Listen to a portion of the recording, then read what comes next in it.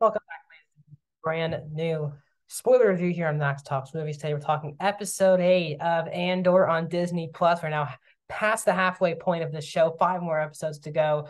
We're going to break down this episode, my general thoughts on this episode, and what I'm excited for the future of this show. Please like, subscribe, ring the bell if you're new to the channel. I do movie reviews, TV show reviews, movie rankings, and a box office breakdown show. So please subscribe, ring the bell if you're new to the channel. Comment down below. This is your favorite, least favorite episode of the show. That you're loving the show, you're not liking the show, you're vibing with the show. Let me know in the comment section. And then please, guys, the thumbs up button. That's how you support this channel. That really, really would help. So this the thumbs up button, sorry, down below. So that thumbs up, please click that. It really does help the channel more than you think. Let's get into this review. Episode 7 announcement. Once again, I believe this is another fantastic episode of Andor. There wasn't a lot of action involved in this episode. It was a lot of just sitting around and talking, but I was never bored and I was really enthralled with every major conversation going on in this show. And this probably is the least amount of stuff that Andor has had to do in the present time, at least in this show.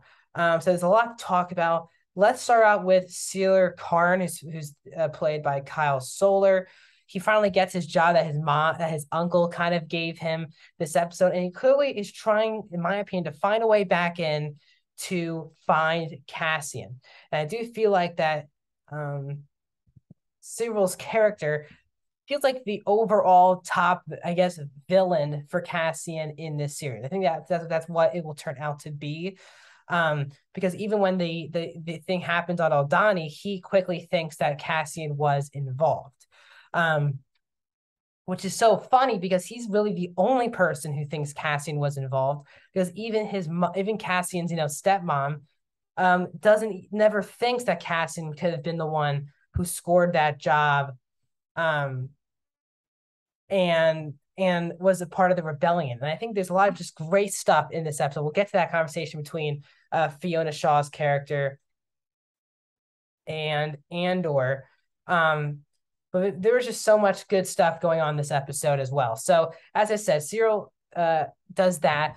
Let's just talk about Mon Mothma really quickly. So this is where we get our scene with Luthen this episode, in which Luthen finally, after hearing that his plan really worked, and obviously it was his plan, because when we see, I'm trying to name her character, when Vel's character meets up with that woman, Clea, in this episode, she was disappointed that Luthen was not there. And then, Clea instructs, Vel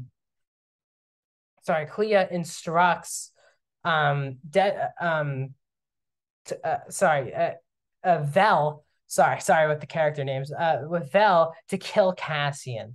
So that will be a really interesting storyline moving forward if Vel has to meet up with Cassian. Maybe her end of her life will be at the hands of Cassian, as Cassian could end up being the last person standing on that crew. We did see Clinta back where they left her on that planet, and the Empire's kind of coming in. That whole heist has really changed the whole landscape of the Empire. It's kind of the first rebellious kind of major act against an Imperial place, because now the jail sentences are getting larger. They're just more on watch, as Cassian finds out at the very end of this episode. So Luthen and Mon Mothma had this conversation, and clearly Mon Mothma was in the dark. She did not know this was happening. Luthen kind of did it behind her back, but she finally realizes, it finally hits her what she's really gone into, which is you can't just sit around and talk to people and get things done. Things physically need to happen. And that's where I think the good thing of having Luthen and Mon Mothma works, that Luthen is not afraid to get either his hands dirty or to create a plan to get other people's hands dirty. And Mon Mothma was like, all these people died, all these people are getting, imprisoned because of this. And Luthen's like, we have to start somewhere. It's not going to be pretty to where we get to, and there have to be tons of sacrifices on the way to what we want. And I find that their conversation this episode was really fantastic. Two sides of the same coin. But one wants to get his hands dirty and knows what it really physically takes. And then you have Mon Mothma, who's kind of just shocked and realized what is going on, and what she really has gotten into. It finally hit her once this really thing happened. But I feel like they're still going to be on the same page, as it wasn't like a break off point of their dynamic. I think Luthen was kind of just being super real with Mon. I think Mon realized at the end of this conversation. She goes back to her home. She has this whole party, and she meets with her longtime friend back on her original planet. That she has this whole conversation with him, and Mon's basically, she starts this conversation. They're walking around. It's a really fascinating conversation. Yeah, Take Homa, who's played by Ben Miles, really great work. Miles has great chemistry with Mon Mothma in the show. Just really, really impressive on-screen chemistry between Genevieve O'Reilly and Ben Miles. But they have this conversation. Clearly, the husband is listening, and Mon's kind of like, there's only 3 people in this world, in this galaxy, who knows what I'm doing. And she says, I'm raising money. I'm trying to get these things done. And then he's like, for what? And she's like, I'll tell you when we get there. And the question is, who are the 3 people? Now, I think it's pretty easy to say that Mon Mothma and Luthen are 2 of them. I actually believe that it's Bail Organa who is the 3rd person. I know we're still going to get a Luthen and Saw Gerrera scene in this show, which I'm just dying for.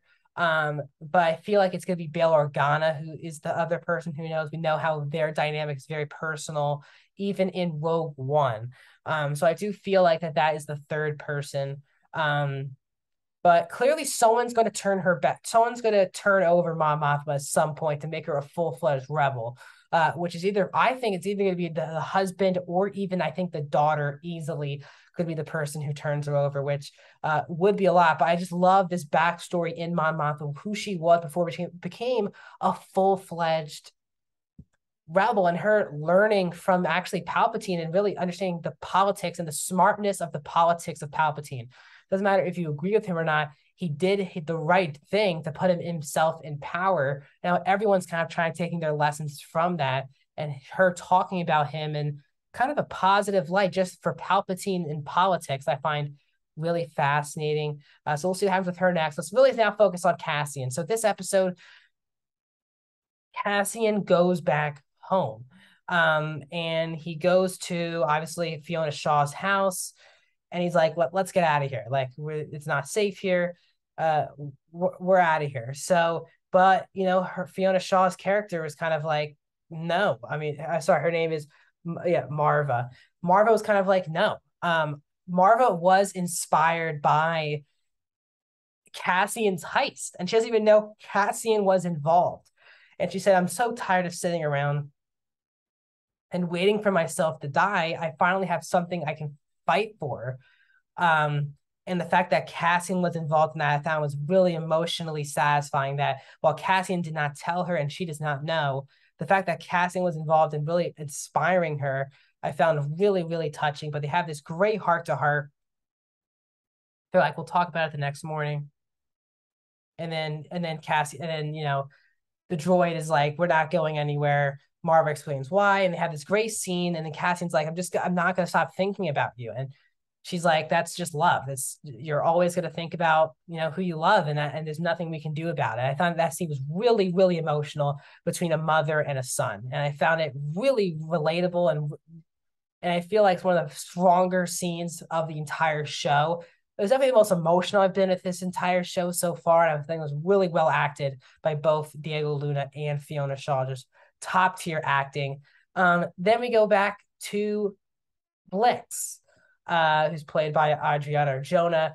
They had this whole meeting, and the boy, they were together. They are exes, Cassian and Bix. But obviously, clearly, the old boyfriend, Brix's boyfriend, kind of got jealous about them hanging out together, turned Cassian over, all these things.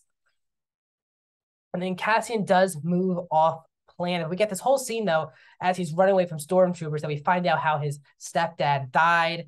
He was trying to protect these other the residents from throwing stuff at the clone troopers, and then he got shot and hung.